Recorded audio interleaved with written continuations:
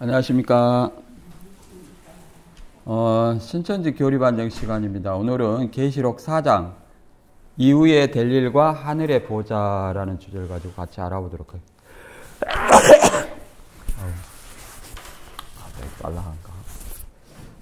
이후에 될 일과 하늘의 보좌라는 주제를 가지고 같이 알아보도록 하겠습니다.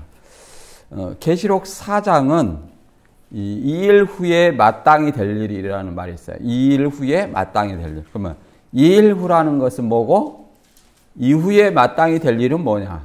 요거를 우리가 알아봐야 되고, 그 다음에 또 여기 안 나와 있지만 성령의 감동에서 올라가는 이거 있어요. 성령의 감동에서 하늘에 올라갔잖아요. 이것을 세대주의는 휴거로 봅니다. 휴거. 여러분들이 휴거인지 아닌지 잘 분별해 보시고요. 그 다음에 하나님의 보좌와 24장로 그리고 7 등불의 영은 무엇인가? 그 다음에 세 번째, 유리바다와 네 생물과 눈들은 뭐냐? 눈이 아니 복수죠, 눈들.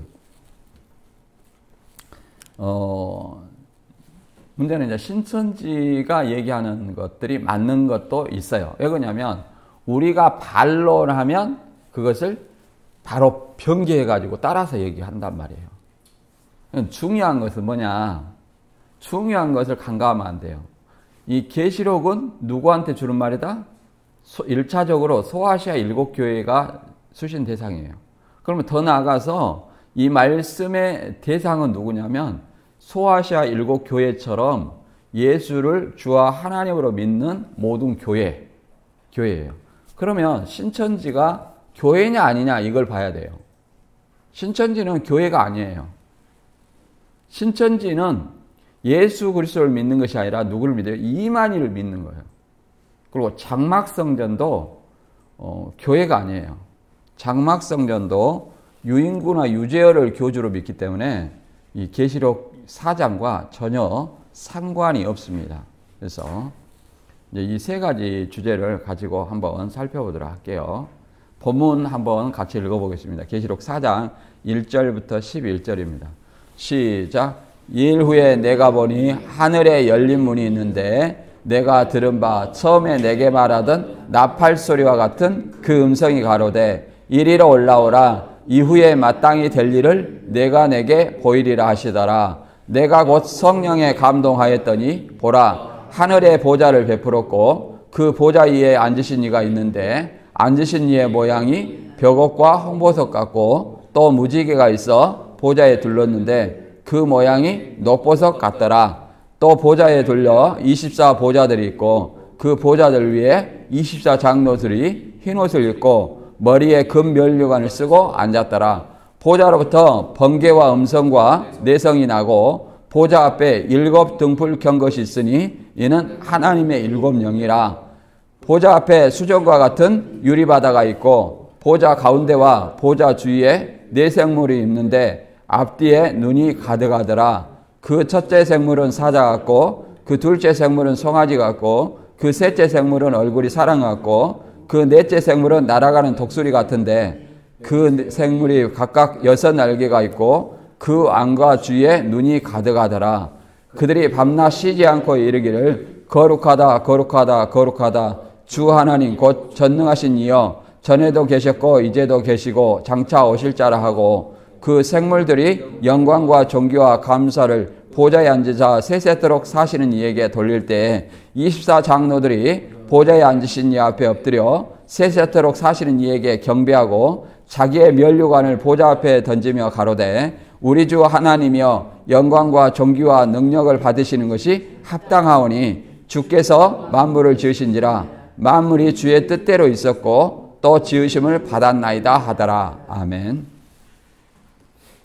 예, 이 내용은 하늘의 사도 요한이 성령의 감동에서 올라가고 보니까 하나님의 어떤 보좌와 그 구성이 이렇게 됐다고 얘기를 합니다. 하늘에 베풀어진 보좌를 본 것이죠. 그래서 이제 그 모습을 보고 네 생물과 24 장로들이 하나님께 경배하고 찬양하는 내용입니다. 그래서 이제 이 내용을 첫 번째 2일 후에 마땅히 될 일은 2일 후가 뭐냐? 2일 후. 2일 후는 계시록에 몇 번 나오냐면 6번 나와요. 근데 신천지는 2일 후를 계시록에 이제 4장 1절, 7장 1절, 7장 9절, 15장 5절, 그 다음에 18장 1절, 19장 1절 이렇게 6번 나오는데 이것을 이런 2장과 3장의 사건 후 4장이 있다. 이렇게 얘기하거든요. 그러니까 이 사건의 선후를 얘기해요. 실제 사건이, 실상의 사건이 있어진 후 그 다음 사건이 있어진다. 이렇게 봅니다. 그러나 성경은 뭐라고 얘기하냐면 이걸 실제로 있었다 사건으로 보는 것이 아니라 이 하나님의 계시, 천사를 통해서 보여준 계시의 장면의 전환, 그러니까 환상 계시의 순서라고 보는 거예요. 이게 우리 개혁주의는 그렇게 봅니다. 왜 그러냐면 사건이 그대로 이렇게 똑같이 순서대로 이루어지지 않아요. 왜 그러냐면 6장에 하늘과 땅이 이렇게 떠나가고 그러면 하늘과 땅이 이미 멸망을 했잖아요. 그런데 계시록 21장에는 또 뭐예요? 처음 하늘과 처음 땅과 바다가 없어지고 또 새 하늘과 새 땅이 생겨지잖아요. 이런 것들. 그 다음에 그런 것들이 많이 있습니다. 예를 들어서 예를 들어서 8장과 9장 이렇게 보면 해달별이 떨어지는 사건이 나와요. 그런데 6장에 이미 해달별이 떨어졌잖아요. 이게 이렇게 중복되고 반복되는 어떤 설명들이 있다. 꼭 순서대로 이루어지는 것은 아니다. 이렇게 봅니다. 그 다음에 세대주의 휴거와 성령의 감동의 차이. 이제 세대주의는 우리가 이단으로 보는데 왜 이단으로 보냐? 이중재림을 주장을 해요. 그리고 이중재림을 주장하고 이제 극단적인 어떤 문자주의예요. 극단적인 문자주의다. 이렇게 이걸 성령의 감동이 휴거냐 이렇게 한번 보도록 할게요. 계시록 4장의 내용을 이제 간단히 요약하면 이렇게 요약하여 보면 이렇게 되어 있습니다. 2일 후에 마땅히 될 일은 2일 후라는 건 사건의 선후가 아니라 환상의 전환, 계시의 순서라고 얘기했죠. 계시받는 순서. 근데 이후에 마땅히 될 일은 장차 될 일로 애언이 시작되는 부분. 그러니까 애언을 얘기해요. 왜 그러냐면 계시록 1장 19절에 내 본 것과 이제 있는 일과 장차 될 일을 설명해 주고 있거든요. 그럼 내 본 것은 1장 20절에 1장의 일이고 2장과 3장은 이제 있는 일이에요. 현재 있는 일이고 4장 이후가 이제 장차될 애언이에요. 언제까지? 계시록 22장 5절까지. 그 다음에 22장 6절부터는 이제 마지막 끝맺는 인사말이에요. 이게 또 편지 형식의 글이기 때문에 그러면 편지냐? 아니에요. 애언을 기록한 편지다. 계시록이 2장과 3장의 편지가 아니라 2장과 3장만 편지가 아니라 1장부터 22장까지 하나의 두루마리로 된 편지예요. 두루마리로 된 편지다. 그래서 이후에 마땅히 될 일은 애언이다. 4장부터 22장 5절까지 애언을 기록하고 있다. 그 다음에 수신자는 일곱 교회와 그리스도에게 보낸 편지다. 수신자는 1차적으로는 소아시아 7교회예요. 더 나아가서는 그리스도인에게 보낸 편지다. 모든 교회에게 보낸 편지다. 이렇게 보면 됩니다. 따라서 우리에게 해당되는 말이지 저 신천지나 이단들에게 해당되는 말이 아니에요. 그러니까 그들이 이 말이 서로 동일하게 설명한다 할지라도 그들은 이 말을 도용하고 모방한 것일 뿐이다. 이렇게 우리는 이해해야 됩니다. 그 다음에 시대 배경은 첫째, 유대인은 그리스도인들을 적대시하고 비방하고 고소합니다. 유대인들이 어디다 고소하냐면 그리스도인들은 황제 숭배를 거부하는 자다 하고 고소를 하는 거예요. 로마에. 그래가지고 박해를 많이 받았죠. 그 다음에 두 번째, 그리스 로마 신화 속에 나오는 우상 숭배 문화를 가진 이방인과 충돌이다. 그러잖아요. 그 바울이 복음을 전할 때 뭐라고 얘기하냐면 그리스 로마 신화에 나오는 그 신들을 섬기고 있었어요. 그 신들을 섬기고 있는데 바울이 복음을 전하면서 뭐라고 하냐면 내가 복음을 전하는 것은 이러한 헛된 일을 버리고 살아계신 하나님과 그리스도를 믿게 하려 합니다. 복음을 믿게 하려 합니다. 이렇게 얘기를 하는 거예요. 그래서 유대인과들도 대척이 되지만 이방인들과 그 그리스도 로마 신화를 믿고 있는 그 우상 숭배자들과 또 대척점을 지고 있다. 그 다음에 또 누가 있냐면 세 번째, 도미티안 황제 숭배를 거부함으로 박해가 있었어요. 서머다 교회의 안디바 숭배. 예. 그 다음에 사도 요한은 밤모섬에 순교하고 사도 요한은 밤모섬에 유배되었습니다. 이런 박해와 환난 속에 당한 그리스도인에게 성령이 교회들에게 주시는 메시지예요. 이제 새하늘, 부활과 새하늘과 새 땅에 대한 어떤 메시지. 그러니까 우리의 소망은 뭐냐면은 부활과 새하늘 새 땅의 소망을 준 거예요. 새하늘 새 땅이 영적인 가나안입니다. 영적인 가나안이에요. 천국이라고 말할 수 있죠. 그 다음에 4장 1절부터 11절까지 요한은 성령에 감동되어 본 하늘의 보좌와 환상에 대해서 기록하고 있고요. 그런데 이 세대주의는 사도 요한이 성령에 감동하여 하늘에 올라간 사건을 예수님이 공중 강림하여 나팔부로 하늘로 끌어올림을 받는 휴거로 이해하고, 휴거 후 4장부터 18장까지 지상의 7년 환란으로 보고 18장까지 이제 있고 난 후 19장에 어린 양의 혼인잔치가 있다고 주장을 하고 있습니다. 그래서 사도 요한이 성령에 감동하여 하늘로 올라감과 재림 때 공중 강림과 하늘로 휴거는 분명히 다릅니다. 그래서 이 성령에 감동해서 지금 하늘에 올라간 거예요. 사도 요한은. 그것과 주 재림 때 공중 강림해서 사람들을 하늘로 끌어올리는 휴거와 분명히 달라. 성령 감동은 그냥 내가 이 육체는 가만히 있어요. 근데 내 영이, 내 정신이 뭐예요? 성령에 감동해서 하늘에 보좌 베푼 어떤 그런 사건을 본 걸 얘기하는 거예요. 그리고 휴거는 우리 몸이 부활체로 변화돼서 끌어올리는 거예요. 공중으로. 예수님이 공중 강림하시니까. 이게 분명히 다르다. 그 다음에 계시록 4장 하늘 보좌와 보좌 주변 상황을 얘기를 합니다. 하나님의 보좌 중심으로 24보좌와 24장로가 있고, 그 다음에 보좌 앞에 하나님의 7영인 7등불이 있고, 또 수정과 같은 유리바다가 있고, 네 생물이 밤낮 쉬지 않고 찬송을 부르며 24장로들이 하나님께 경배한다는 얘기하는 겁니다. 그래서 네 생물 주위에 앞뒤에 눈들이 가득하더라, 이렇게 얘기를 합니다. 뭐 개역 한글에는 눈이라고 표현했지만 복수예요. 사실은 복수. 그러면 신천지는 이걸 어떻게 보냐. 하늘에서 보좌를 보여준 것은 이 보좌 보여준 대로 이루라고 얘기를 한다는 거예요. 하늘에서 이룬 것처럼 이 땅에 모방하는 것을 실상이라고 얘기를 합니다. 실상. 모방과 사칭이 무슨 실상이겠어요. 그 다음에 실제로 95년 3월 14일에 하느님의 보좌 7영, 24장로, 4생물, 12지파장 이걸 다 세웠다는 거예요. 이 땅에.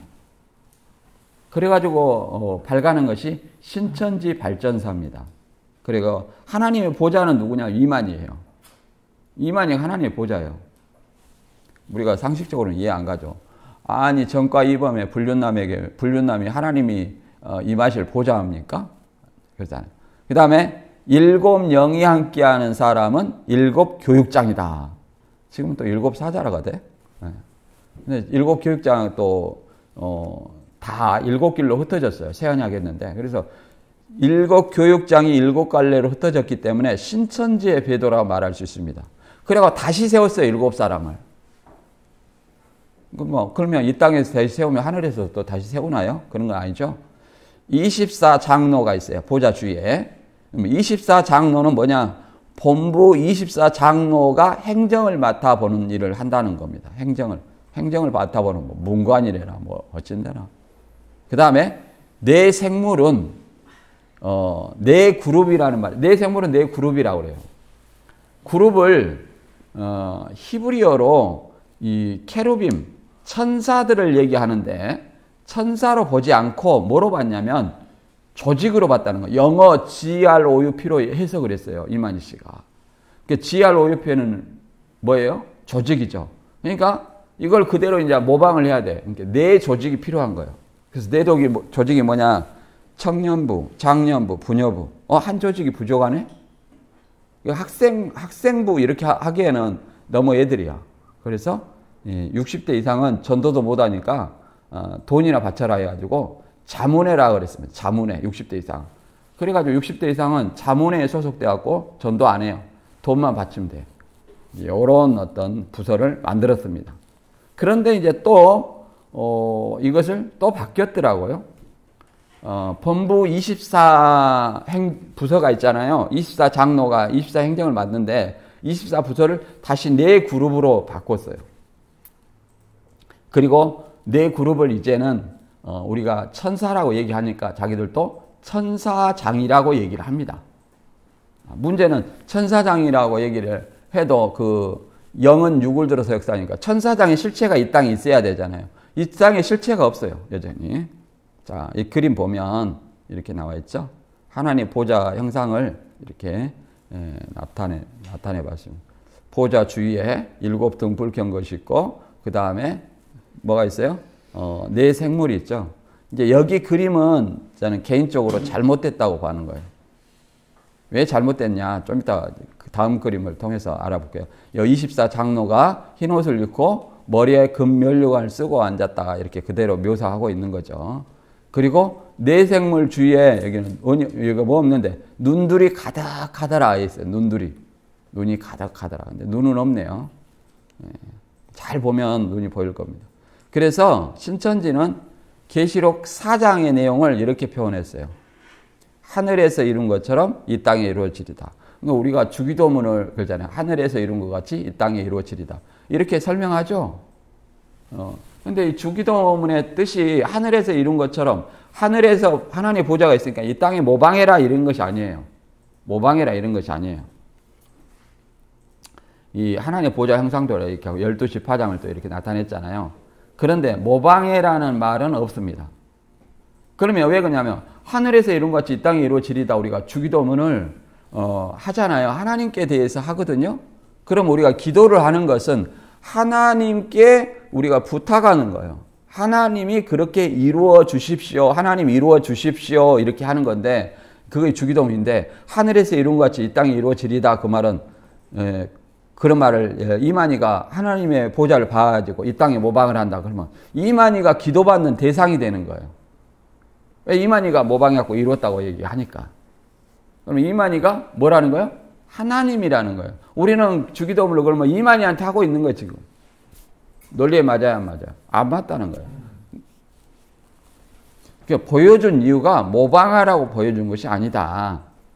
모방하라고 보여준 것이 아니다. 이렇게 있는데 여기 태극마크가 보좌라고 얘기를 합니다. 여기 태극마크가. 그 다음에 일곱 등불형은 7사람. 그 다음에 또 내생물은 이렇게 12지파장으로도 묘사하기도 했어요. 그래가지고 여기 보면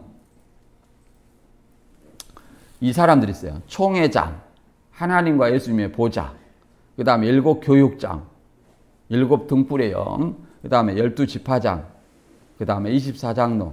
이제 12지파장을 또 내생물이라고 말하기도 했어요. 말이 안 맞죠. 내생물이 내천사장이 뭐 12지파장이라고 하고.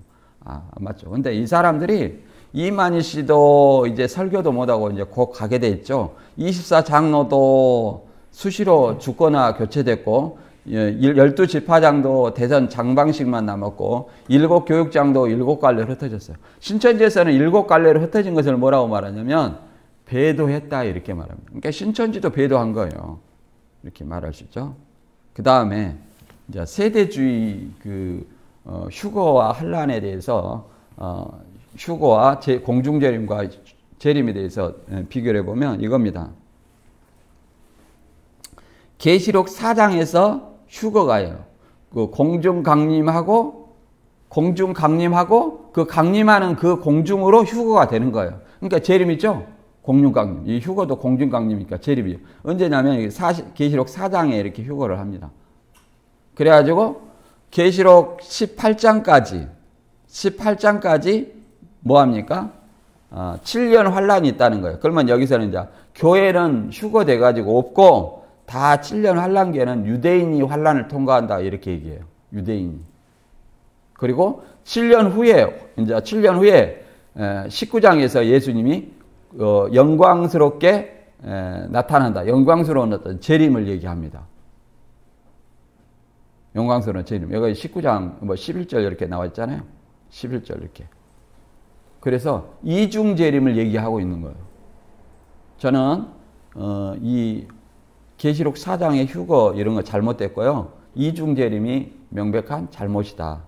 이렇게 얘기를 합니다. 이거 뭐 천년 동안 또 나팔부인데요. 이렇게 얘기한데 이거 명백하게 잘못되다. 이제 잘못됐는지 잘못 안 됐는지 여러분들 한번 성경 말씀을 한번 분별해 보시기 바랍니다. 이렇게 됐어요. 계시록 4장 1, 2절을 휴거로 보는 거예요. 계시록 4장 1, 2절에. 1절, 2절 한번 보도록 할까요?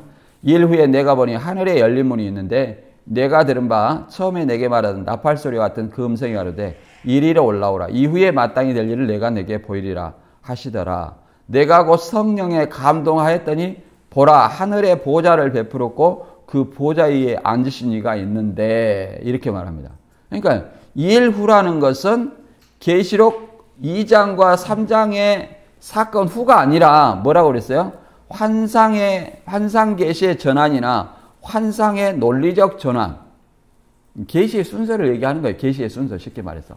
순서를 얘기하지 사건의 순서를 얘기하는 것이 아니다.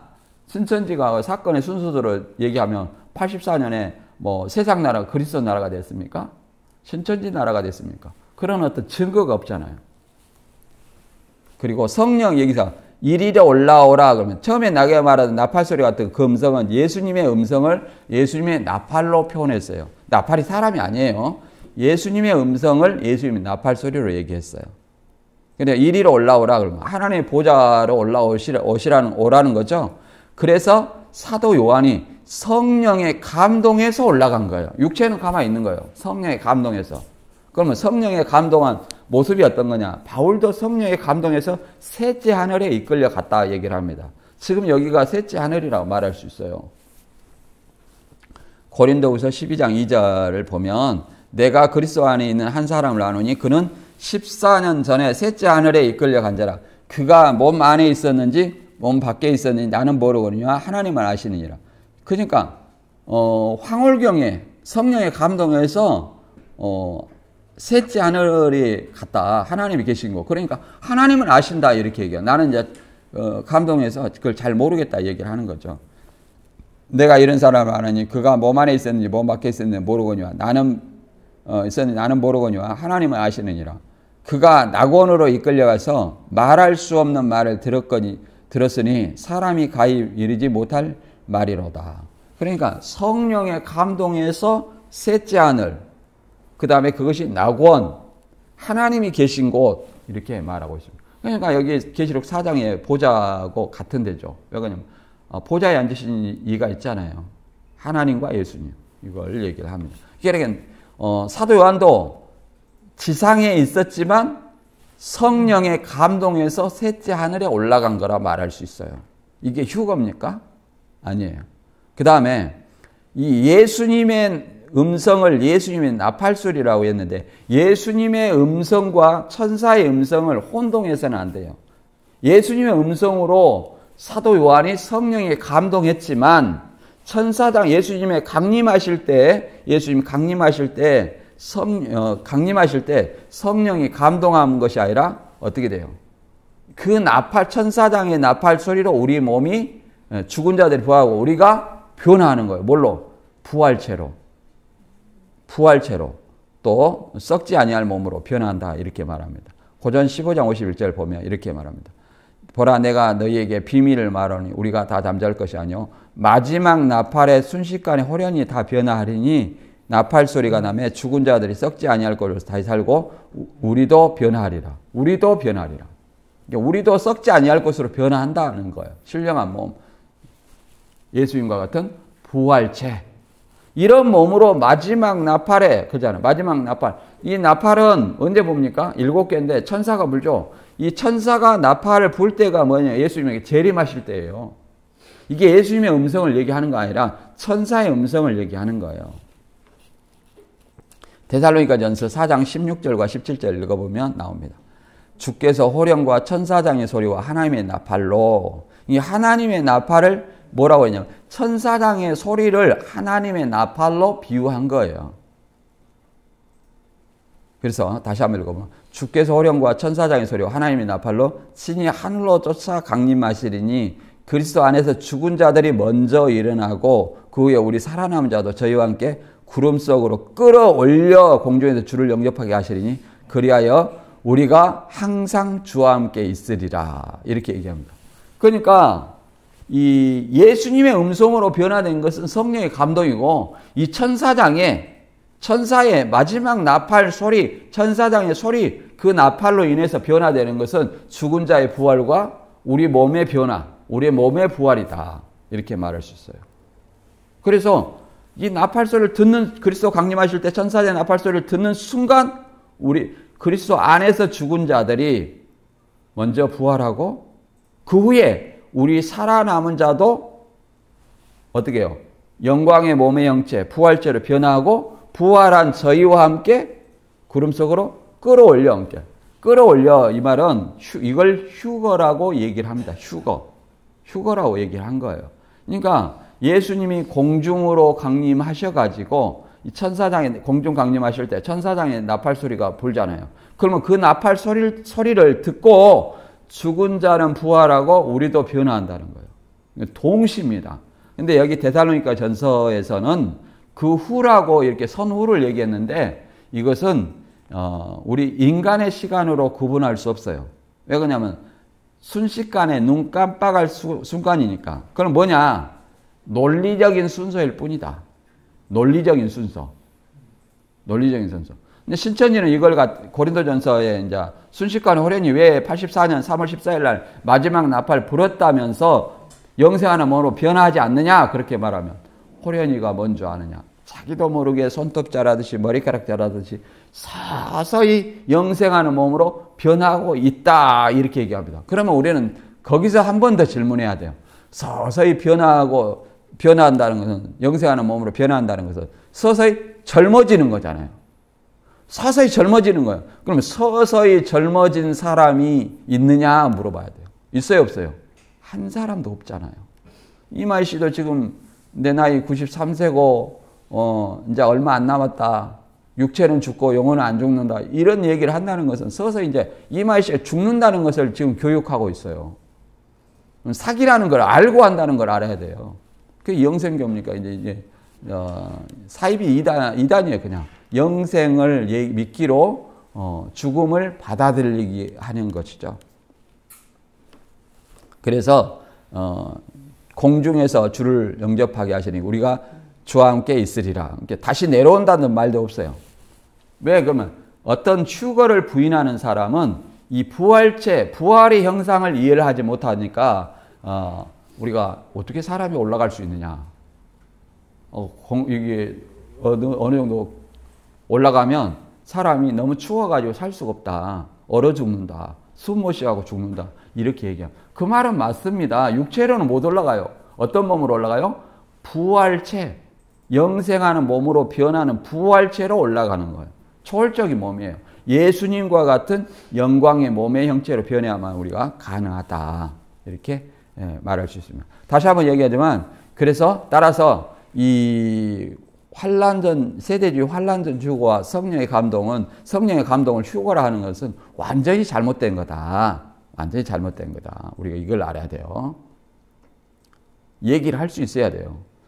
두 번째, 하나님의 보좌와 24장로와 7 등불의 영.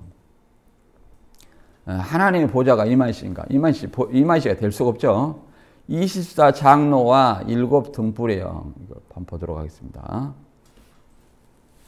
이제 중요한 것만 얘기하는 거예요. 앉으신 이의 모양이 벽옥과 홍보석 같고, 그러니까 하나님과 예수님을 벽옥과 홍보석이라고 얘기한 거예요. 무지개가 있어 보좌에 둘렀는데 그 모양이 녹버섯 같더라. 그 보좌에 둘러 24보좌들 있고 그 보좌들 위에 24장로들이 흰옷을 입고 머리에 금별류관을 쓰고 앉았더라. 보좌로부터 번개와 음성과 내성이 나고 보좌 앞에 7 등불 켠 것이 있으니 이는 하나님의 7 영이라 이렇게 얘기를 합니다. 24장로는 뭐냐? 신천지는 하나님 나라의 모든 일을 주관하는 24영이고 24장로로 문관 역할을 한다 이렇게 얘기해요. 문관은 또 어디서 나온 얘기인지 모르겠어요. 무관. 천사들은 무관이고 24장로는 문관이다 이렇게 얘기한 것 같아요. 그러나 이것은 이제 우리가 견해가 있습니다. 여러 가지 견해가 있어요. 구약의 12지파와 신약의 12제자를 상징한다. 또는 신구약 백성을 상징한다. 이렇게 얘기하지만 또 구약의 24 제사장의 반열을 이렇게 상징하는 거다. 이렇게 얘기하지만 분명한 것은 하나님을 섬기고 찬양하는 천사와 같은 천상의 존재다. 이걸 모방하라는 얘기 없어요. 그리고 24장로는 신천지는 문관이라 했죠. 흰옷은 뭐냐? 이긴 자에게 주는 흰옷입니다.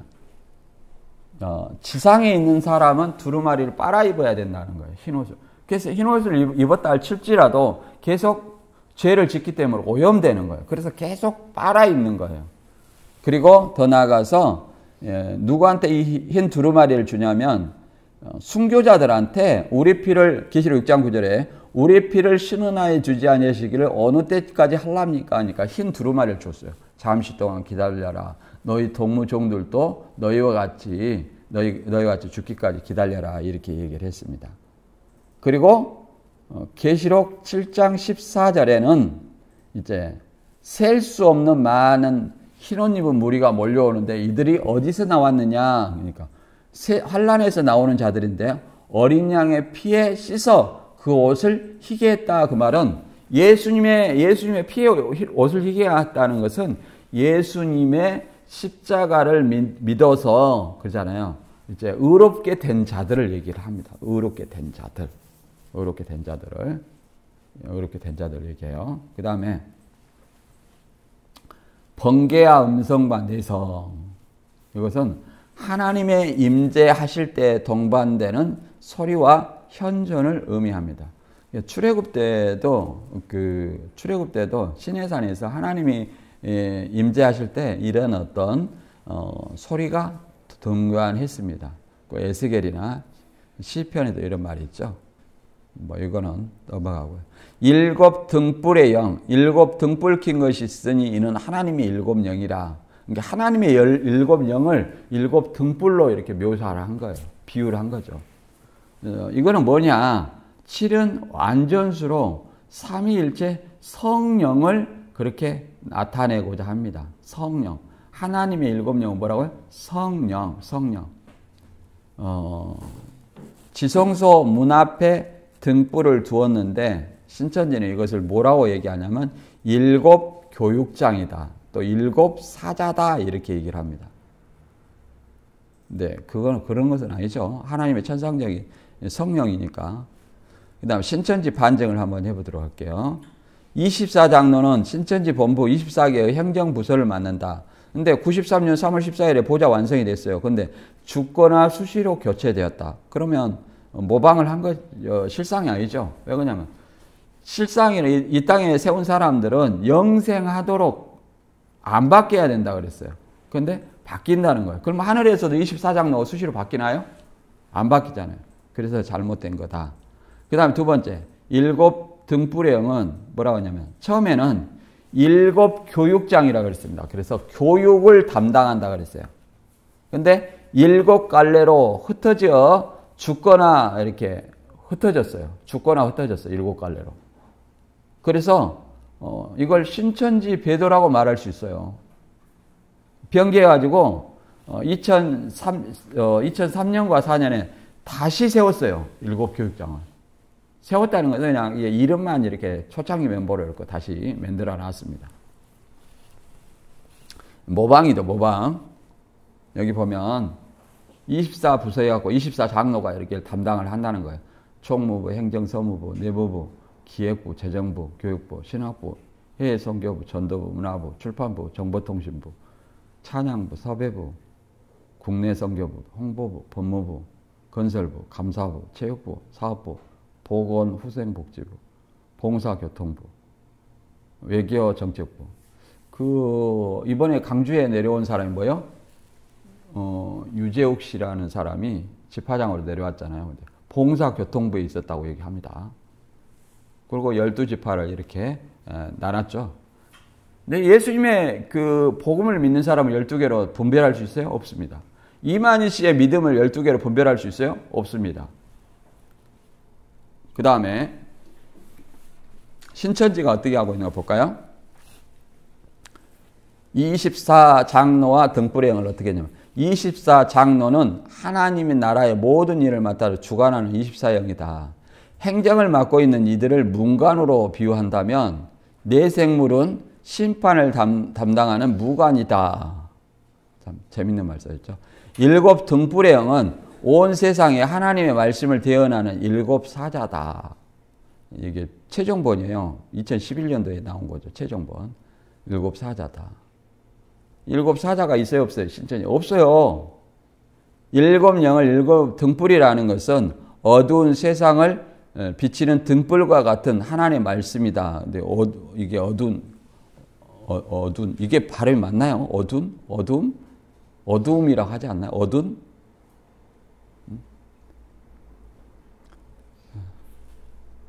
이렇게 달다. 2011년 24장로는 24자 행정 담당, 7 등불형은 7 사자, 교육장, 등불과 같은 하나님의 말씀 사명한다. 이렇게 하죠.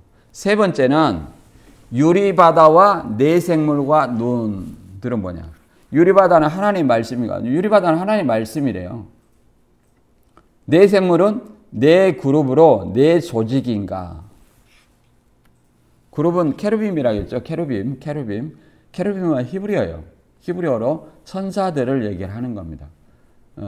천사 단수로 얘기할 때는 케루브, 복수로 얘기할 때는 케루빔입니다. 케루빔. 그래서 계시록 4장 6절에 보면 보좌 앞에 수정과 같은 유리바다가 있고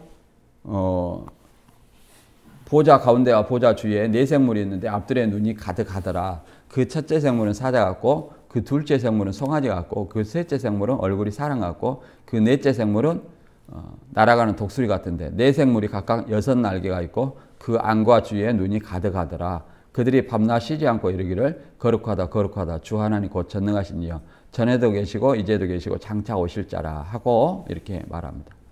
네 생물의 모양을 보면 잠깐 보면 이렇게 되어 있어요. 사자 6날개 그림 보이죠? 이 그림이 온전한 그림이요. 이 그림이 그냥 한 몸에 막 사자, 송아지, 사람, 독수리 이게 있는 것이 아니라 그러면 이게 네 모양은 네 방면으로 있으면 4, 4, 16, 16생물이에요. 네 생물이 아니에요. 16생물이에요. 이제 이거를 설명을 한번 해보도록 하겠습니다. 수정과 같은 유리바다.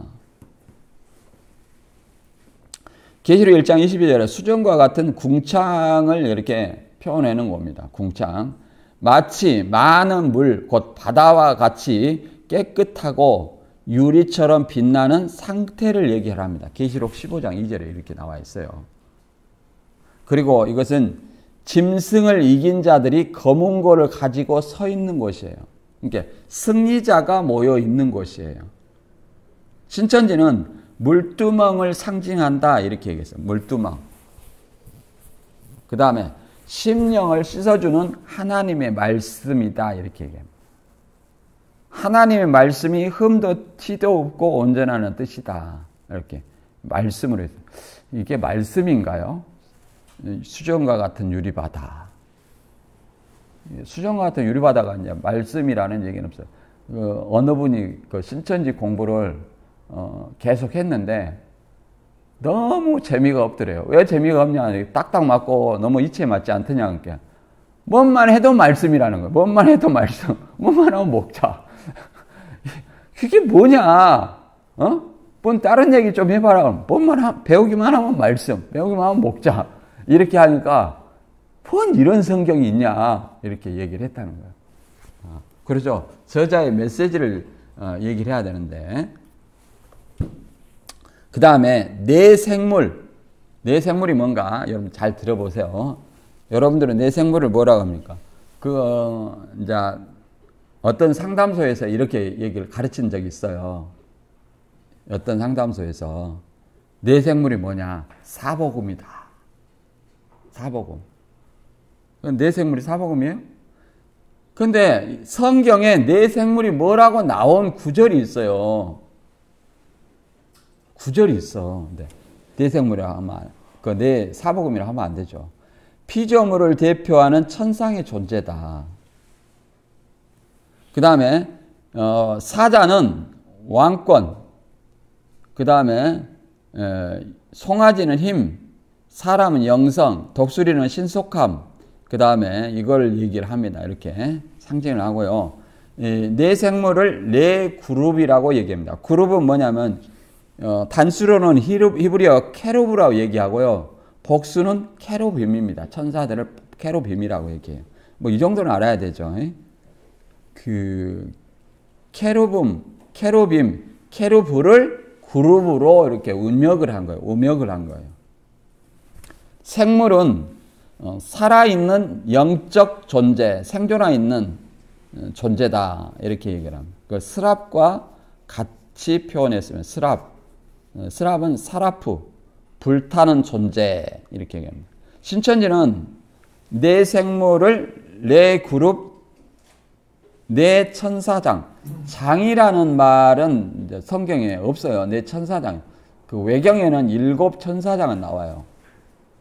근데 내 천사라는 말은 맞죠? 내 천사장이라는 말은 모르겠지만 내 천사라는 말은 맞아요. 내 천사라는 말은 맞아요. 그러나 이것을 내 조직으로 해석하는 것은 안 맞아요. 내 그룹을 내 조직으로 해석한 건 안 맞아요. 청년부, 장년부, 부녀부, 자문회 이렇게 하고 병계를 뭐냐면은 내 천사장 영과 육을 심판하는 내 권세장이다. 이렇게 해가지고 6날개는 6명의 장로를 붙여주는 배정했다. 이렇게 또 6날개가 또 6 장로인지 몰랐네. 오늘 배웠어요, 여러분들은? 6날개가 6 장로라고? 눈들은 뭐냐? 세상을 살피고 감찰하는 영들을 눈으로 표현했어요. 맞다고 생각합니다. 이거는 맞는 얘기예요. 신천지는 이것들을 천군들이라고 얘기를 합니다. 신천지는 천군들이라고. 그 다음에 스가랴 4장 6절에서 10절 보면 7은 여호와의 눈이다. 계시록 5장 6절에 이 눈은 7은 하나님의 7 눈이다. 이렇게 얘기를 하는 겁니다. 눈은 뭐냐면 눈들이라고 많은 눈들이라고 했잖아요. 저 개인적으로는 주석에는 누가 그런 견해를 안 밝혔어요. 제 개인적으로는 이 천사들이라고 얘기를 할 수 있어요. 천사들. 계시록 5장 11절에 보좌 주위에 천천만만의 천사들을 얘기를 합니다. 그래서 천사들을 주석에는 안 나왔는데 이 문맥을 읽어보면 천사들이라는 걸 알 수 있어요. 신천지도 그렇게 보기는 봅니다. 근데 신천지가 맞다고 맞는 얘기를 한다고 해서 내가 그걸 굳이 부인할 필요는 없어요. 내생물 그림 보이죠? 그 다음에 이 내생물을 청년부, 장년부, 부녀부, 자문회 이렇게 얘기했다가 여기 보면 24 조직을 뭐라고 하냐면 또 다시 6 부서씩 쪼개가지고 청교 그룹, 청학 그룹, 천장 그룹, 천부 그룹. 참 이상해. 이렇게 희한한 그룹을 만들었어요. 이게 청교 천사, 청학 천사, 천장 천사, 천부 천사 그렇다는 얘기인가요? 아무튼 그래서 유리바다와 내생물과 눈들을 다시 한번 신천지 계시록 실상 93년에 이어진 거 한번 보도록 하겠습니다. 내 얼굴의 모양으로 표현한 것은 영과 육을 심판하는 내 권세자를 말한다. 즉 천천만만의 영들을 네 그룹으로 나누어 지휘하는 네 천사장을 비유한 것이다.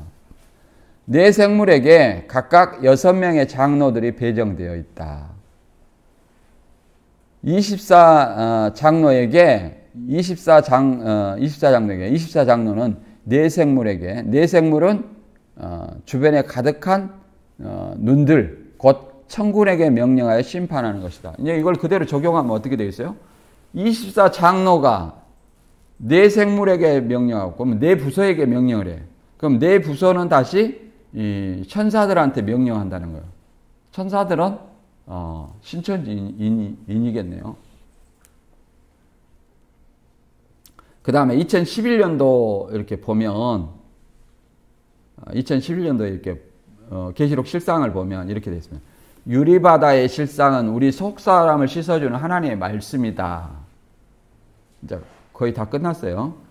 그 다음에 보좌 앞에 있는 수정 같은 유리바다가 막다고 하는 것은 하나님의 말씀이 흠도 없고 티도 없이 온전하다는 말이다. 그 다음에 네 생물의 실체는 네 천사장을 말한다. 네 천사장은 허다한 천사들을 네 조직으로 나누어 지휘한다. 그리고 네 천사장은 군대장에 비유할 수 있다. 이렇게 얘기를 했습니다. 이제 이거 정리해서 읽어보면 이렇게 됐습니다. 다 같이 한번 읽어볼까요? 1부터 시작. 이 일 후는 계시록 2장과 3장의 사건 후인가? 아니다. 환상의 전환이나 논리적 전환이다. 세대주의 환란전 휴거와 성령의 감동의 차이는 계시록 4장의 하늘에 올라감은 성령의 감동으로 올라가는 것이며 휴거는 천사장의 나팔로 죽은 자와 산 자가 예수님의 영광의 몸의 형체로 변화하여 공중으로 끌어올린다. 하나님의 보좌를 보여준 이유가 하늘에서 이룬 것 같이 이 땅에 모방하여 실상을 만들어라는 말인가? 아니다. 주기도문에서 하나님께 기도하는 것은 하나님께 이루어 달라는 것인데 이것을 이만 씨가 모방하여 이루어야 한다면 이만희에게 기도하는 것이 된다. 따라서 모방하여 실상을 만들라는 말은 성경에 근거가 없다. 두 번째, 하나님의 보좌 24장로와 7 등불의 영은 무엇인가? 먼저 24장로는 신천지의 모든 행정적인 일들을 주관하는 문관이라고 한다. 그러나 24장로는 하나님을 섬기고 찬양하는 천상의 존재이다. 7 등불의 영은 7 교육장 사자로 등불과 같은 하나님의 말씀이라고 한다. 그러나 하나님의 7 영은 삼위일체 성령을 말하며 7은 완전수로 성령의 완전함을 상징한다. 세 번째, 유리바다와 네 생물과 눈들은 무엇인가? 신천지 유리바다는 하나님의 말씀이며 하나님의 말씀이 흠도 없고 티도 없이 안전하다는 뜻으로 말한다. 그러나 에스겔 1장 22절 수정과 같이 궁창을 표현한 것이며 마치 많은 물 곧 바다같이 깨끗하고 유리처럼 빛나는 상태를 나타내며 짐승을 이긴 자들이 검은 고를 가지고 서 있는 곳이다. 또 신천지의 네 생물은 네 그룹으로 네 천사장이며 네 조직으로 장년부, 부년부, 청년부, 자문회로 주장하다. 변기하여 24장로를 네 그룹으로 청교그룹, 창학그룹, 천장그룹, 천부그룹으로 주장한다. 그러나 네 생물은 네 그룹, 케루브입니다. 오타와의 케루브, 천사들을 네 천사로 말하며 네 생물은 피조물을 대표하는 천상의 존재로 사자는 왕권, 송아지는 힘, 사람은 영성, 독수리는 신속함을 상징한다. 우리가 마지막 구절 한 구절 읽어보고 마치겠습니다. 디모데후서 2장 15절 시작. 내가 진리의 말씀을 옳게 분별하여 부끄러울 것이 없는 일꾼으로 인정된 자로 자신을 하나님 앞에 드리게 힘쓰라. 아멘. 오늘 본문 말씀에서 좀 이해 안 된 거 있으면 얘기해 보세요. 네. 날씨가 이제 점점 더워지니까 많이 졸리죠. 네. 그 24부서를 성경에 없는 부서인데 그러면 그거를 반박하기 아니다라고 반박할 수 있는 그 성경 구절이 있나요? 아니다. 네, 그들은 자꾸 주장을 하니까. 그냥 구절 그러니까 누가 모방하라겠냐 그렇게 하면 되죠. 주기도문에 하늘에서 이룬 것처럼 이 땅에 이루어지리다. 우리가 주기도문 하잖아요. 주기도문은 하나님께 기도하는 거예요. 하나님께 기도하는 것은 하나님한테 그렇게 이루어 달라는 거예요. 그래서 하늘에서 이룬 것은 뭐냐? 뜻이 하늘에서 이룬 것은 뭐냐? 하늘에서 예수 그리스도로 인하여서 하나님 나라가 완성이 됐어요. 하나님의 나라와 구원과 능력이 이루어졌다는 말이에요. 그래서 미가엘과 용이 싸워가지고 용과 사자가 땅으로 내어 쫓겼다는 거예요. 그러니까 하늘에서는 이제 사단이 없어요. 사단이 없는 나라가 뭐예요? 하나님 나라예요. 하늘에서 이 하나님 나라가 이루어졌어요. 누구를 통해서? 예수님의 승천을 통해서. 그 하나님 나라가 이 땅에 이 땅에서도 이루어지리다. 이렇게 기도하는 것은 예수님이 재림으로 말미암아 사단의 심판을 받고 이 땅에 하나님의 나라가 완성이 되는 그걸 기도하는 거예요, 우리가. 그것이 모방하라는 얘기냐? 얘기하죠. 그렇게 모방하라는 얘기가, 모방에서 실상이라고 얘기하는 얘기가 어디가 있느냐? 이렇게 물어보면 되죠. 성경에는 영은 육을 들어서 역사한다. 이런 어떤 논리를 얘기하는데, 그러면 이 땅에서 계속 수시로 죽거나 교체되거나 한다면 하늘에서도 죽거나 교체돼야 되는데 하늘에서 계속 바뀌냐? 안 바뀌잖아요. 바뀌어야 안 바뀌잖아요. 또요. 우리 집사님은 질문할 거 없어요? 지금 집에 가시려고 보따리만 타냐? 예수님이 그 재림하시는 목적은 최종적인 그 악에 대한 심판으로 하나님 나라를 이루는 것이죠. 그게 최종적인 목적이시잖아요. 그러면은 그 우리의 그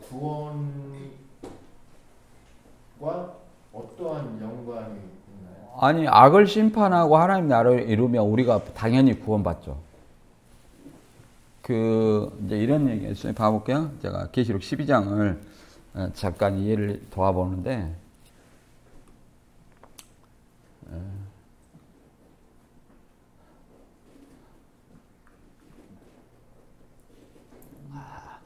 집사님, 신발 안 신으셔도 되고, 네. 공부를 하세요, 공부를. 자, 여기 보면 큰 용이 이제 하늘에서요, 큰 용이 내어 쫓겨요. 왜 그냥 미가엘과 그의 사자가 이렇게 봐보세요. 하늘의 전쟁에 쓰인 미가엘과 그의 사자들이 용으로 더불어 싸울세 용과 그의 사자들도 싸우나 이기지 못하여 다시 하늘에서 저희 있을 곳을 얻지 못한지라. 큰 용이 뭐요? 네. 죄송합니다. 복제를 해야 돼.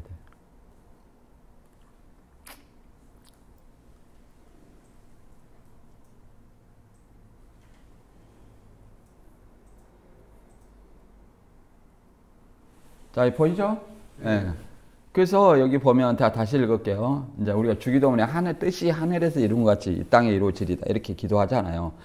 하늘에서 이루어진 것 같이. 하늘에서 이미 이루었다는 거예요. 뭘 이루었냐? 하나님 나라를 이루었어요.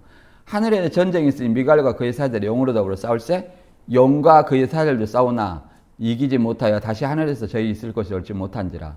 큰 용이 내어 쫓기니 에뱀 곧 마귀라고도 사단이라고도 온천을 깨는 자라. 저희가 땅으로 내어 쫓기니 그의 사자들도 저와 함께 내어 쫓기니라. 자, 봐보세요. 미가엘과 그의 사자가 싸우는 뭐요?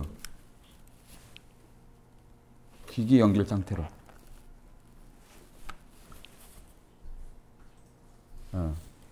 기기 이렇게 왔다 갔다.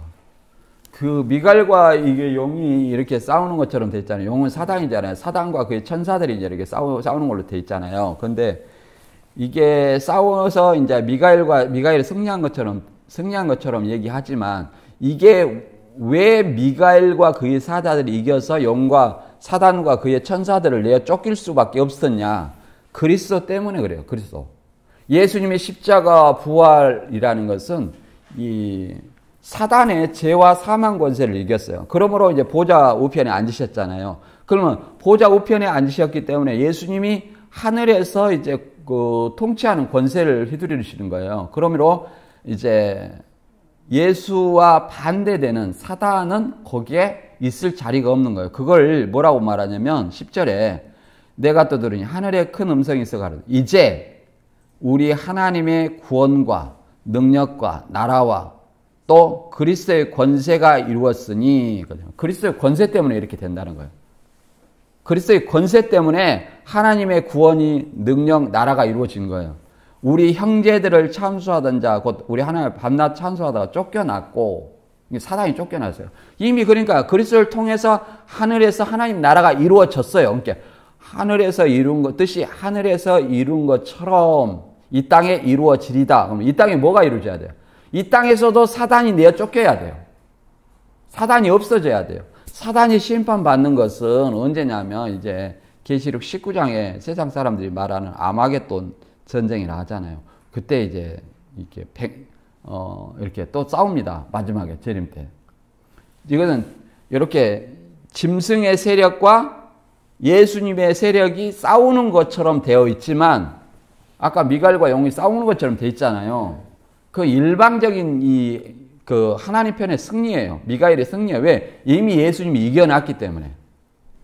그리고 여기 짐승의 세력과 이렇게 예수님의 세력이 싸우는 것처럼, 아마겟돈 전쟁으로 싸우는 것처럼 돼 있지만 이것도 일방적인 심판이에요. 왜 그러냐면 그리스도가 승리자이기 때문에, 이미 승리했기 때문에 예수님이 재림하심으로 말미암아 그들은 불못으로 가게 돼 있어요. 이거 봐보세요.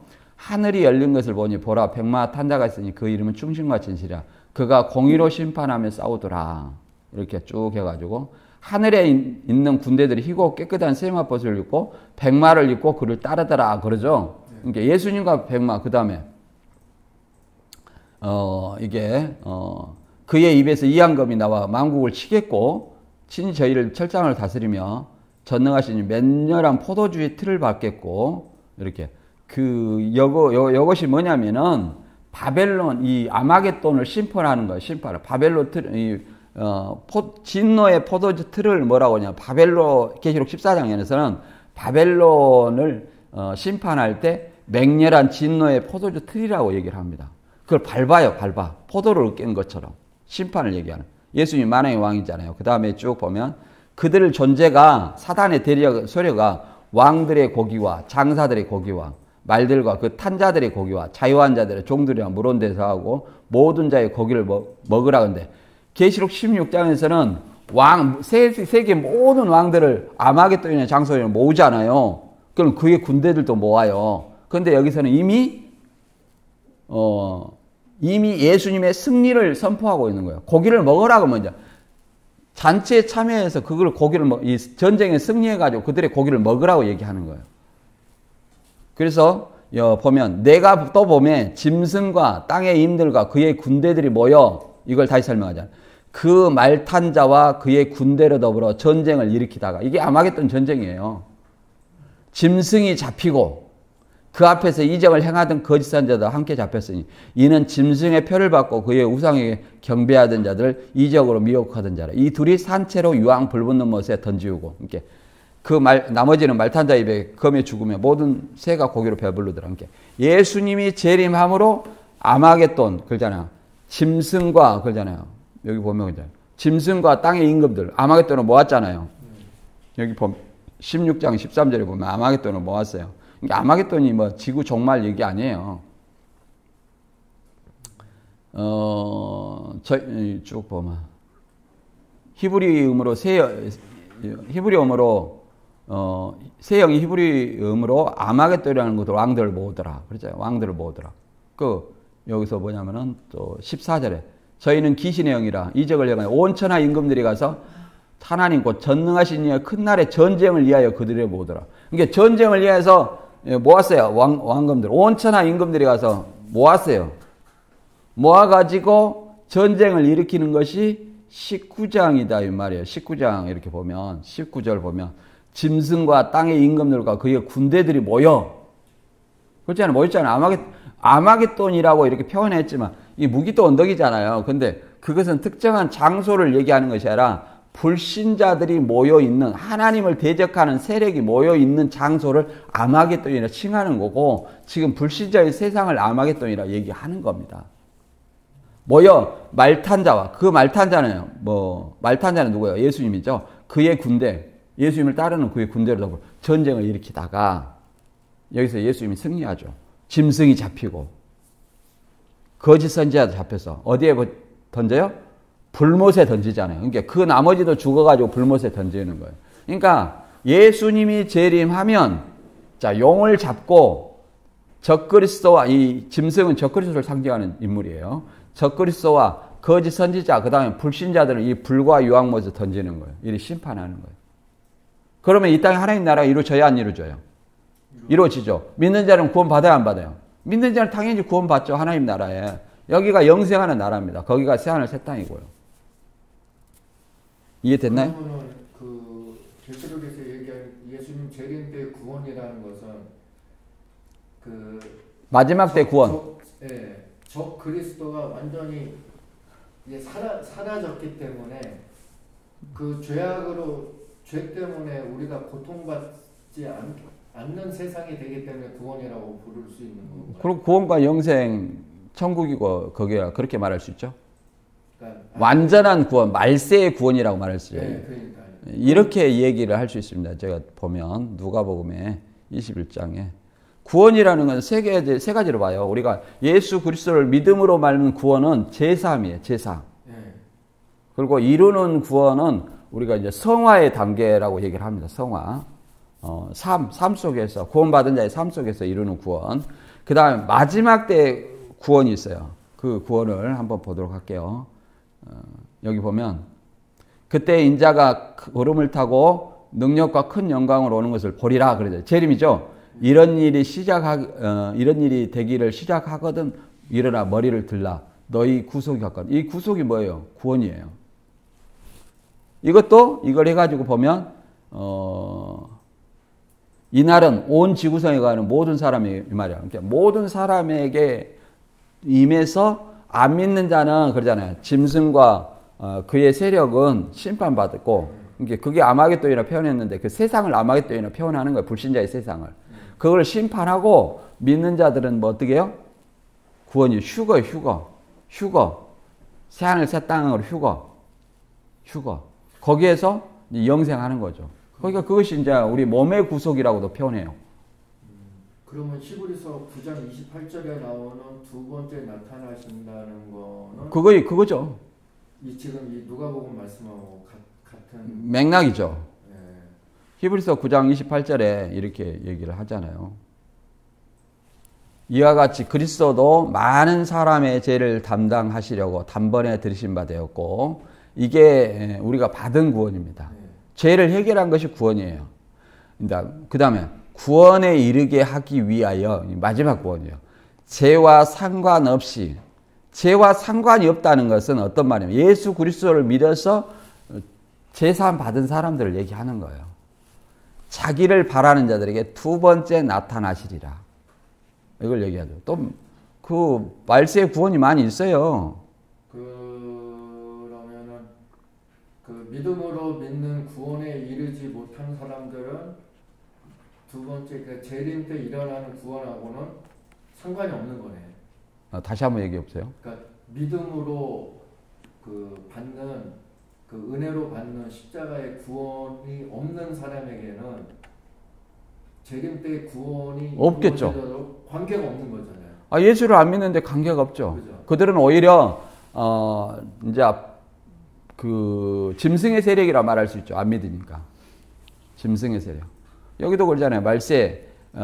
여기서 말세에 나타내기로 예비하신 구원 얻기 위하여 하나님 능력을 보호하심을 위한. 그러니까 말세 구원을 나타낼 수 있는 거. 말세에 또 그리스도가 강림하심으로 구원을 나타내잖아요. 그것만 있나요? 또 빌립보서 3장 21절 여기도 20절에 나와 있잖아요. 오직 우리의 시민권은 하늘에 있는지라 거기로서 구원은 자 예수 그리스도를 기다리노니 이것도 두 번이에요. 구원자 예수 그리스도가 구원자를 기다리는 거예요. 그래가지고 우리의 낮은 몸을 영광의 몸의 형체와 같이 변케 하시리라. 영광의 몸 예수님과 같은 몸의 형체로 변하는 거예요. 이게 온전한 구원이에요. 우리 몸의 구속이라고 얘기할 수 있어요. 몸의 구속도 한번 볼까요? 로마서 8장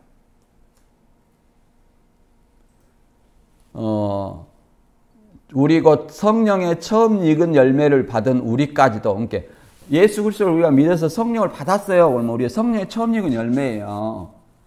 속으로 탄식하며 양자 될 거, 그러잖아요. 양자 될 거. 우리 몸의 구속을 기다리는, 우리 몸의 구원이 또 있어요. 기다린다, 마지막 때. 또 마지막 때 구원은 많아요. 여기 보면. 그러니까 예수님 재림 때의 구원을 가지고 우리가 믿음으로 받아야 되는 구원을 터부시하거나 안 그러면 덜 중요하게 말한다 그러면은 생각하면 안 되죠. 그 소망을 가지고 가야죠. 그렇죠. 내가 없이 그 두 번째 재림 때 그 구원만 얘기한다 그러면은 뭐 잘못된 거죠. 그러겠죠. 우리가 성화의 과정이 있으니까 과정 없이 결론 없잖아요. 그래서 제가 이제 휴거를 얘기하면서 그러니까 휴거를 안 믿으면 어떡해요? 아니 그러면 예수님이 네 믿음대로 될지어다 그러면 어떻게 될 거예요? 예수님은 끌어올리려고 하는데 그러잖아요. 나는 안 올라가란다 하면 어떻게 되겠어요? 그러면 구원 못 받는 거죠. 그렇잖아요. 그러니까 우리가 성경을 올바로 아는 것도 굉장히 중요한 거예요. 내 마음의 성전을 짓는 거거든, 이 말씀으로.